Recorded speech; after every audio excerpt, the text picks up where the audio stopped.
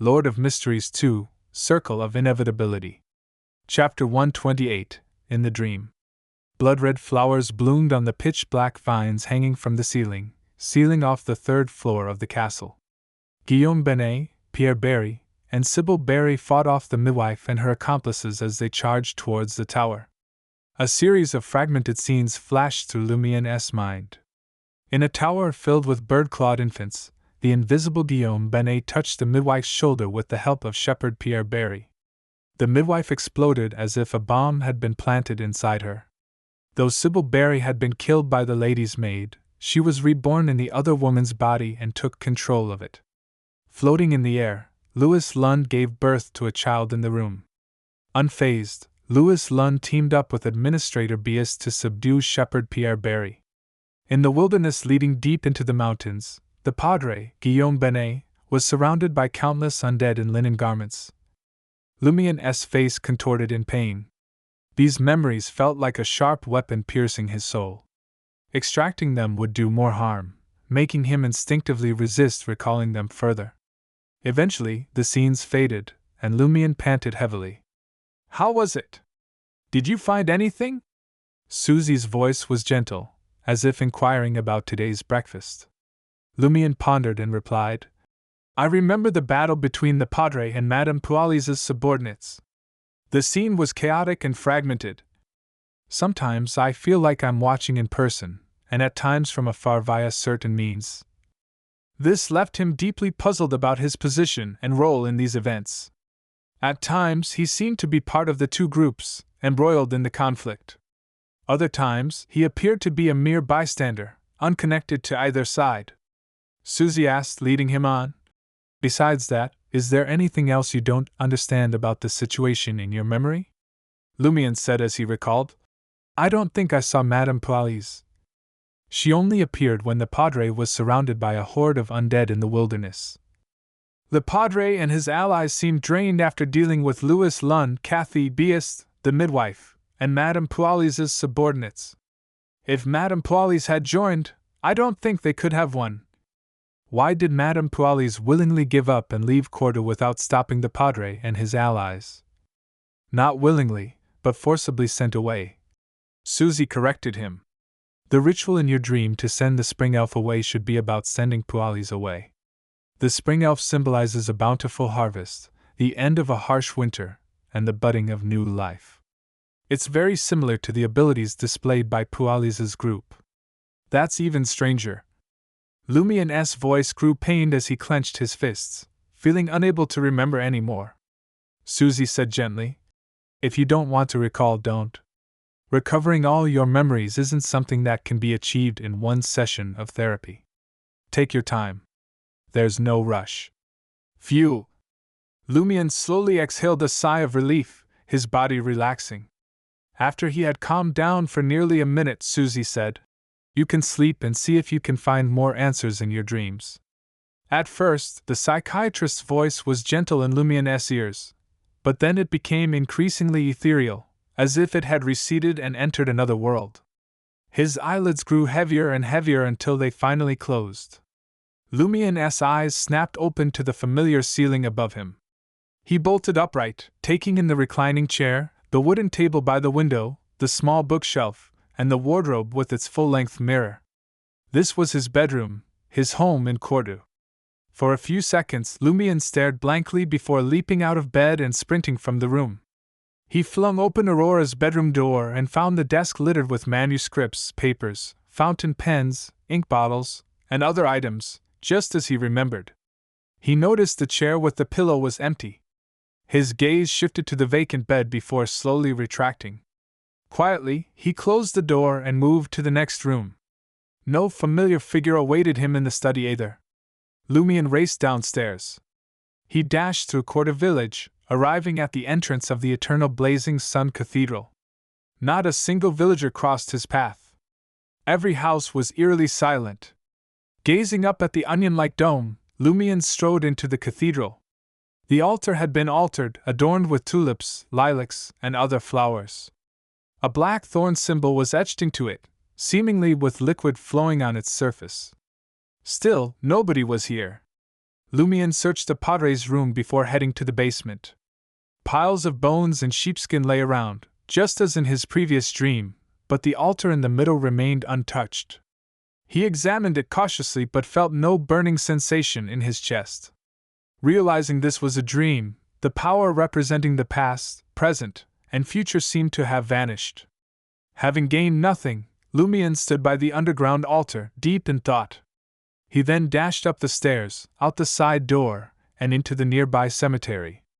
Guided by the memories of his previous dream, he quickly located the tomb where the owl had flown in. Crouching down, he pushed open the stone slab sealing the entrance.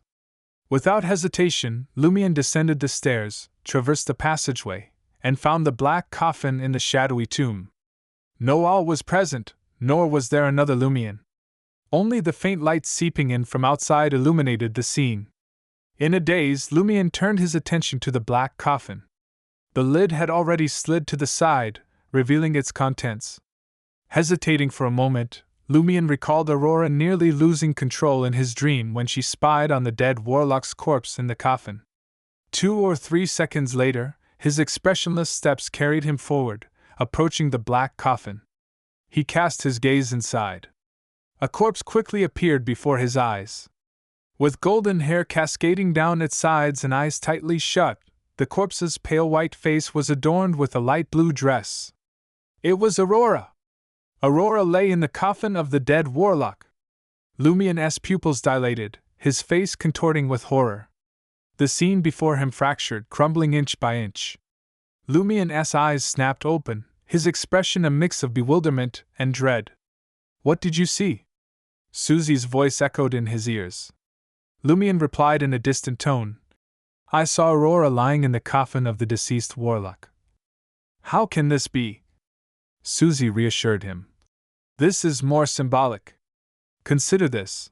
There's no real warlock legend, and in the dream, the story you subconsciously created transformed your and Aurora's home into the warlock's former residence.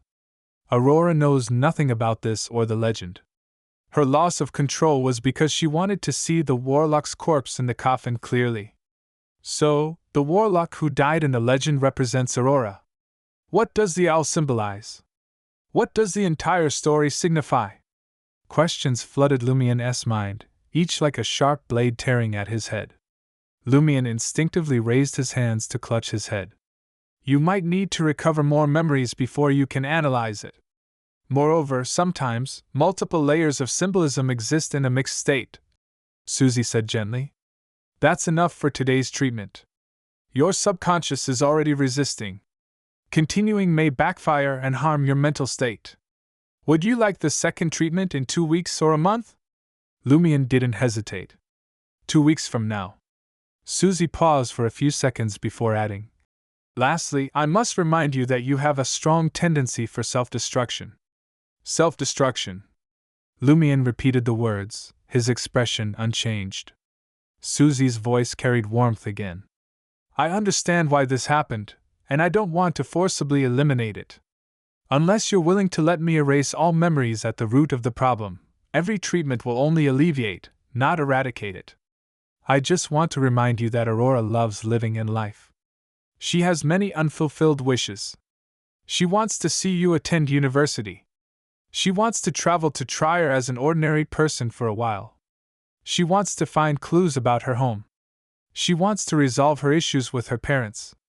She wants to savor all of Trier's delicacies, attend every concert, and experience every art exhibition. She's one step away from complete death. If she's conscious, I don't think she'd give up. She's like someone who's fallen into an abyss, clinging to the cliff edge with one hand.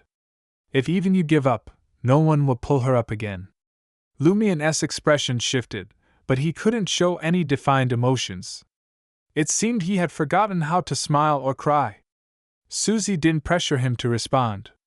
She sighed softly and said, "Many times, suppressing pain and despair isn't helpful. Humans need to vent and relieve stress. All right, that's it for today. We'll meet again for the second treatment, same time in 2 weeks." Lumian closed his eyes. "Thank you, Madam Susie." Susie didn't reply, as if she had already left. After more than 10 seconds, Lumian slowly exhaled and opened his eyes. He instinctively glanced outside Mason's cafe and saw a golden retriever with a small brown bag vanishing around the corner. A female figure appeared to be beside the dog. Lumian lingered for another 10 minutes before finishing the remaining ambergris lemonade. He stepped out of Mason's cafe and made his way to the nearest public carriage stop. A green double-decker carriage pulled up, inviting passengers to board. Lumian paid 30 kopecks and found a window seat, his gaze distant. "Read all about it. Only 11 kopecks each." A child in old clothes approached the window, hoisting a stack of newspapers in his hand. "Self-destruct, live, self-destruct, live." Lumian's mind replayed the psychiatrist's words. He felt like a walking corpse, oblivious to the newsboy. Suddenly, he noticed the newspaper's title, Novel Weekly. "That's right, it's Sunday." Lumian snapped back to reality. He handed the child 2 5-kopek copper coins and 1 1-kopek copper coin, opened the window, and grabbed a copy of Novel Weekly. Unfolding the newspaper, Lumian began to read, illuminated by the bright sunlight streaming through the window. As the carriage slowly rolled forward, a message caught Lumian's eye. Obituary. Our eternal friend, the renowned best-selling author, Aurora Lee, has been confirmed by our editorial team to have passed away in an accident in April. Lumian's gaze froze, his hands trembling. Abruptly, he lowered his head, raised the newspaper, and shielded his face with it. A wet mark materialized on the newspaper's surface in the afternoon sun. More and more wet marks emerged, merging into one splatter.